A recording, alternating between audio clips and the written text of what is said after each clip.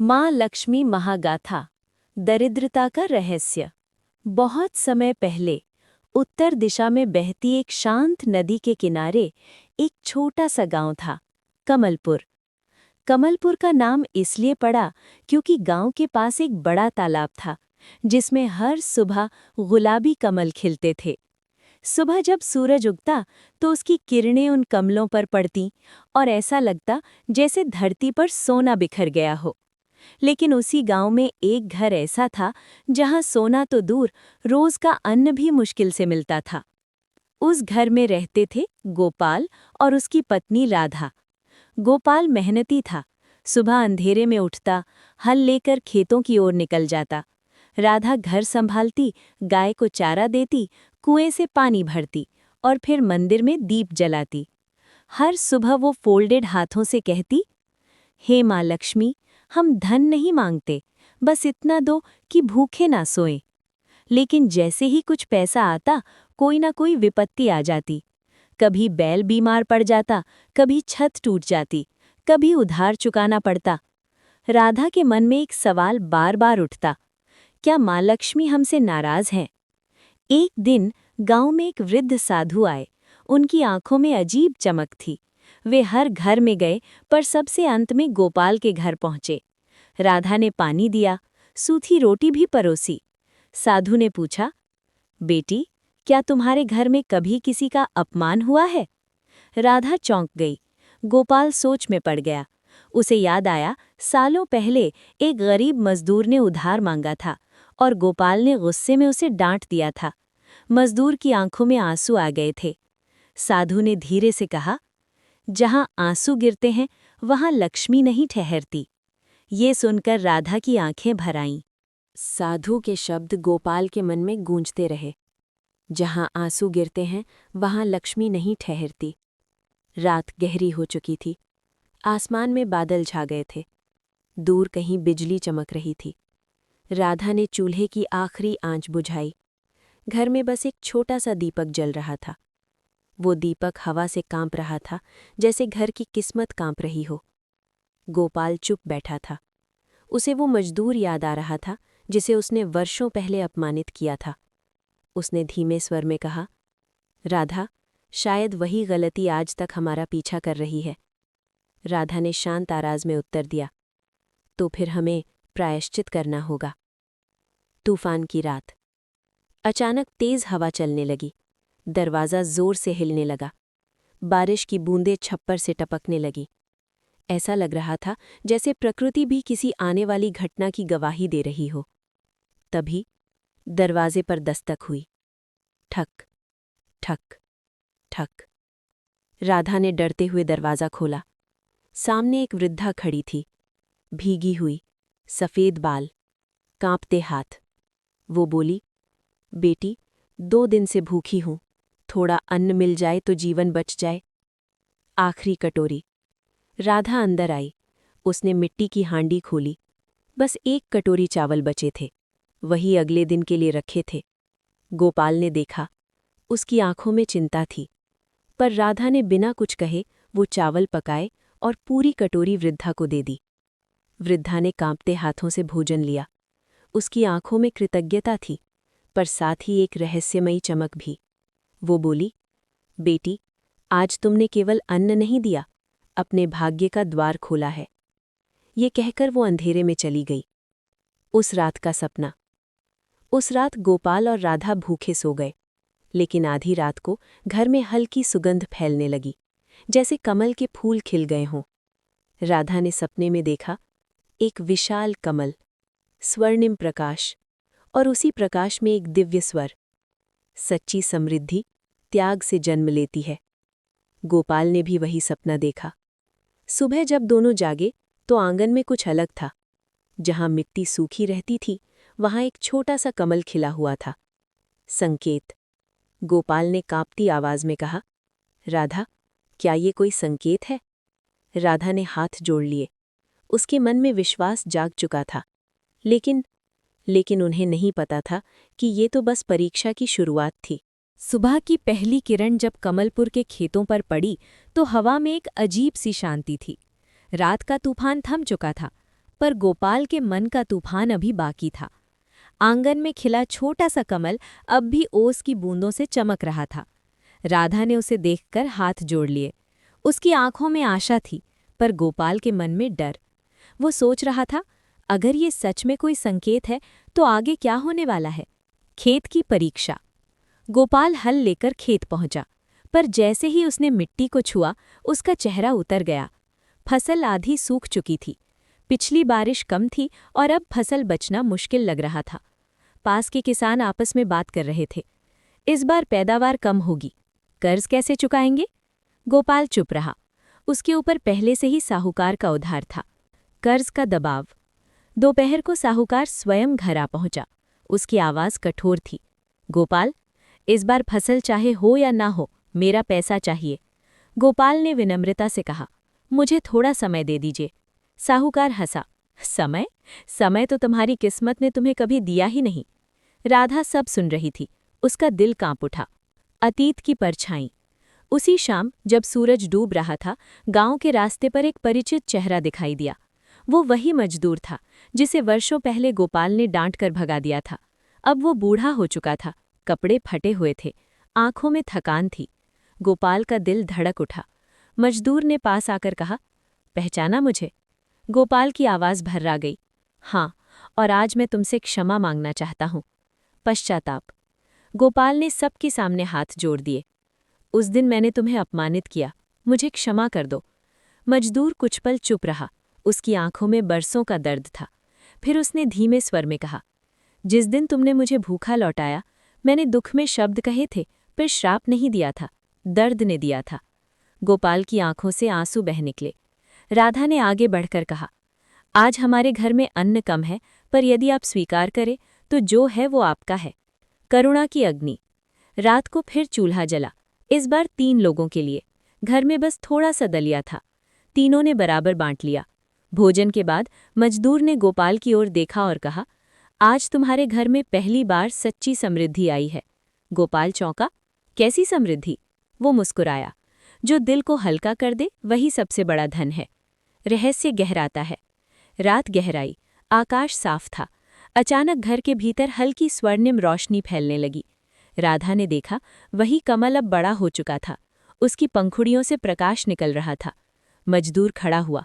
उसकी चाल अब वृद्ध जैसी नहीं थी। गोपाल और राधा स्तब्ध रह गए। वो बोला, परीक्षा अभी समाप्त नहीं हुई है। और फिर उसका स्वर बदल गया। वो दिव्य हो गया। रात गहरी थी। चारों ओर सन्नाटा था। पर गोपाल के घर के भीतर कुछ असाधारण घट रहा था। आंगन में खिला कमल अब साधारण फूल नहीं रहा था। उसकी पंखुड़ियां धीरे धीरे खुल रही थीं और उनमें से स्वर्णिम प्रकाश निकल रहा था। वो मजदूर जो अभी कुछ क्षण पहले तक थका हुआ, झुका हुआ दिखाई दे रहा था, अब सीधा खड़ा था।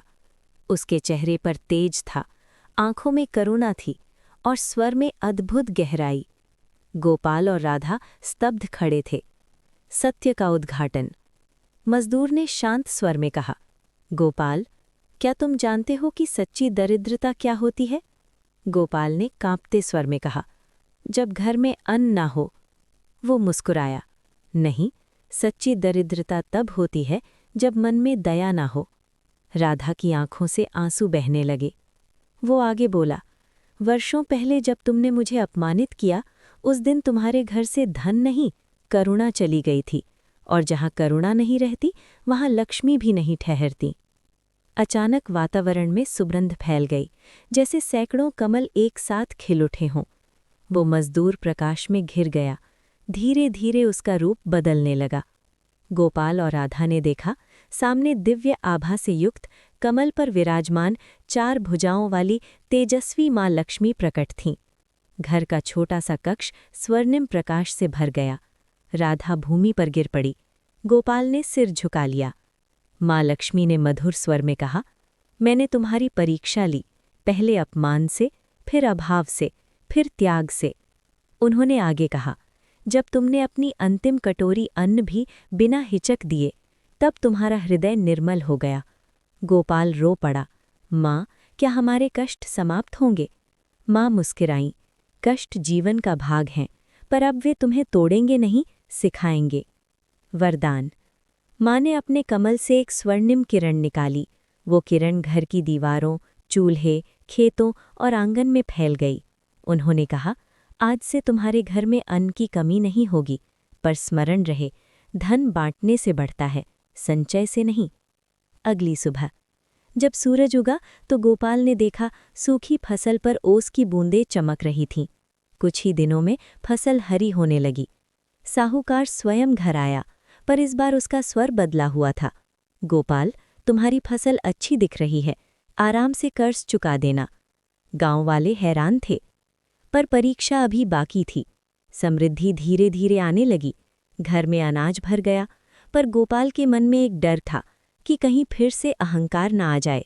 राधा ने कहा, जब तक दीप पहले किसी और के घर जलेगा तब तक लक्ष्मी स्थिर रहेंगी। दोनों ने निश्चय किया, हर महीने जरूरतमंदों को अन्न देंगे। दिन बीतने लगे और जैसे माँ का वरदान धीरे धीरे फल देने लगा, गोपाल के खेतों में इस बार इतनी हरी फसल आई कि दूर से देखने पर धरती मानो हरी चादर ओढ़े मुस्कुरा रही हो। घर के आंगन में धान की बोरियां सजने लगी, रसोई में अन्न भर गया। राधा ने सबसे पहले क्या किया? उसने मंदिर में दीप जलाया और फिर 5 गरीब परिवारों को अन्न बांटा। गोपाल ने कहा, हमारा पहला कर्तव्य बांटना है। गांव की बदलती हवा। लेकिन जहां समृद्धि आती है वहां कभी-कभी ईर्ष्या भी जन्म लेती है। कुछ लोग आपस में फुसफुसाने लगे, कल तक तो इनके पास कुछ नहीं था, अचानक इतना धन कैसे आ गया? जरूर कोई रहस्य है। साहूकार भी सोच में पड़ गया। उसके मन में लालच जागा, अगर इनकी फसल इतनी अच्छी है तो मेरा हिस्सा भी बढ़ना चाहिए। ईर्ष्या की चिंगारी। एक रात गांव के कुछ लोग चुपचाप गोपाल के खेतों के पास गए। उन्होंने सोचा, अगर फसल खराब हो जाए तो फिर सब बराबर हो जाएंगे। पर जैसे ही वे खेत के पास पहुंचे, उन्हें अजीब सी शांति महसूस हुई। चांदनी खेतों पर पड़ रही थी, हवा में हल्की सुगंध थी। अचानक उन्हें लगा जैसे कोई दिव्य आभा खेतों की रक्षा कर रही हो। वे डरकर लौट गए। गोपाल की परीक्षा। अगले दिन साहूकार आया। उसने कठोर स्वर में कहा, गोपाल, इस बार ब्याज बढ़ेगा, तुम अब गरीब नहीं रहे। गोपाल के मन में एक पल को क्रोध आया। वो सोच सकता था, अब मेरे पास धन है, मैं इसका सामना कर सकता हूँ। पर उसे माँ के शब्द याद आए, धन बांटने से बढ़ता है। उसने शांत स्वर में कहा, आप जो उचित समझे मैं मेहनत से चुका दूंगा। साहूकार कुछ क्षण चुप रहा। उसे उम्मीद थी कि गोपाल झगड़ा करेगा, पर उसकी विनम्रता ने साहूकार के मन में भी हलचल पैदा कर दी। भीतर का संघर्ष। उस रात गोपाल अकेला बैठा था। उसने सोचा, क्या सच में लक्ष्मी स्थिर है या ये फिर से परीक्षा है? राधा पास आई। उसने कहा, समृद्धि का अर्थ केवल धन नहीं, समृद्धि का अर्थ है मन की शांति। गोपाल ने सिर हिलाया। उसे समझ आ रहा था, असली युद्ध बाहर नहीं, भीतर है। गांव में परिवर्तन। धीरे धीरे लोगों ने देखा कि गोपाल बदल नहीं रहा। वो पहले जैसा ही विनम्र है, पहले जैसा ही दयालु है। एक दिन वही लोग जो ईर्ष्या करते थे उसके पास सलाह लेने आए। गोपाल ने मुस्कुराकर कहा, मैंने कुछ नया नहीं किया, बस जो है उसे बांटना सीखा। लेकिन माँ लक्ष्मी की परीक्षा अभी पूरी नहीं हुई थी। समृद्धि स्थिर हो रही थी, पर नियति ने एक और मोड़ तैयार कर रखा था। दूर राज्य में अकाल की खबर फैल रही थी और जल्द ही उसकी छाया कमलपुर पर भी पड़ने वाली थी। बदलता आकाश। समय किसी के लिए रुकता नहीं। कुछ ही महीनों बाद आकाश का रंग बदलने लगा। बादल आते पर बिना बरसे लौट जाते। हवा सूखी हो गई, नदी का जल कम होने लगा। कमलपुर में चिंता की लहर दौड़ गई। खेतों का मौन। गोपाल अपने खेत में खड़ा था। जिस खेत में कल तक हरियाली थी, वहां अब पत्तियां झुकने लगी थीं। धरती में दरारें पड़ रही थीं। उसने आसमान की ओर देखा। हे माँ, ये कैसी परीक्षा है? राधा ने घर में अन्न की बोरियां देखीं। वे भरी हुई थीं, पर उसके मन में शांति नहीं थी। निर्णय की घड़ी। गांव के लोग एक एक कर गोपाल के घर आने लगे। भाई, थोड़ा अनाज दे दो, बच्चे भूखे हैं। गोपाल के सामने कठिन निर्णय था। अगर वो सब बांट देगा तो शायद कुछ महीनों बाद उसके घर भी कमी हो जाए। राधा ने धीरे से कहा, याद है माँ का वचन, धन बांटने से बढ़ता है। गोपाल ने गहरी सांस ली और बोला, जो हमारे पास है वो केवल हमारा नहीं है। बांटने की शुरुआत। उस दिन से हर सुबह गोपाल अपने आंगन में अनाज की माप रख देता। जो भी ज़रूरतमंद आता खाली हाथ नहीं लौटता। धीरे धीरे उसकी बोरियां आधी रह गईं, फिर 1/3। गांव वाले हैरान थे। ये पागल हो गया है, अपने बच्चों का भविष्य क्यों खतरे में डाल रहा है। पर गोपाल के मन में डर नहीं था। अंतिम मुट्ठी। आकाल बढ़ता गया। एक दिन ऐसा आया जब घर में बस एक छोटी सी पोटली बची थी। उसी समय एक अजनबी स्त्री दरवाजे पर आई। उसकी गोद में एक बीमार बच्चा था। वो बोली, 2 दिन से भूखे हैं। राधा ने पोटली की ओर देखा, गोपाल ने भी। कुछ क्षण के लिए घर में मौन छा गया। फिर गोपाल ने पोटली उठाई और पूरी की पूरी उस स्त्री को दे दी। रात का चमत्कार। उस रात घर में कुछ भी नहीं था, न अन्न न आशा की कोई बाहरी निशानी, पर दोनों के चेहरे पर शांति थी। आधी रात को हल्की सुगंध फैलने लगी, जैसे किसी ने कमल के हजारों फूल एक साथ खिला दिए हों। आंगन में प्रकाश उतरा। माँ का पुनः प्रकट होना। कमल पर विराजमान स्वर्णिम आभा से घिरी माँ लक्ष्मी पुनः प्रकट हुईं। उनकी आंखों में करुणा थी। उन्होंने कहा, आज तुमने अंतिम परीक्षा भी उत्तीर्ण कर ली। समृद्धि तब तक अस्थायी थी जब तक उसमें भय था। आज तुमने भय भी त्याग दिया। वरदान से भी बड़ा वरदान। माँ ने कहा, आज से तुम्हारे घर में केवल धन ही नहीं बल्कि अन्न का स्रोत स्थायी होगा। अगली सुबह जब गोपाल खेत पहुंचा तो उसने देखा रात भर हल्की वर्षा हुई थी, केवल उसके खेत पर। कुछ ही दिनों में सूखी फसल फिर से हरी हो गई। गांव का जागरण। लोग समझ गए ये केवल चमत्कार नहीं था, ये त्याग की शक्ति थी। साहूकार भी आया। उसने सिर झुकाकर कहा, आज से मैं भी अनाज बांटूंगा। गांव में पहली बार सच्ची समृद्धि आई। पर कथा अभी शेष है। समृद्धि स्थिर हो चुकी थी, पर नियति ने एक और गहरा पाठ तैयार किया था। अब परीक्षा धन की नहीं, अहंकार की होने वाली थी। गांव में गोपाल के चमत्कार की चर्चा चारों ओर फैल चुकी थी। लोग कहते, ये बालक साधारण नहीं है। पर उसी समय एक नई परीक्षा शुरू हुई। क्या गोपाल के मन में अहंकार जन्म लेगा? एक दिन कुछ लोग गोपाल के पास आए और बोले, तुम तो बड़े चमत्कारी हो। तुम्हारे कारण गांव में धन आया, सुख आया, तुम सबसे महान हो। ये शब्द सुनकर गोपाल कुछ क्षण शांत हो गया। उसके मन में हल्की सी लहर उठी, क्या सच में मैं ही सबका कारण हूँ? उसी रात स्वप्न में माता लक्ष्मी प्रकट हुई। माता बोली, बेटा याद रखो, जो स्वयं को कर्ता समझता है वही पतन की ओर बढ़ता है। सच्चा भक्त वही है जो हर सफलता का श्रेय ईश्वर को देता है। गोपाल की आंखें खुली। उसने तुरंत मंदिर जाकर प्रणाम किया और कहा, माँ, सब आपकी कृपा है, मैं तो केवल माध्यम हूँ।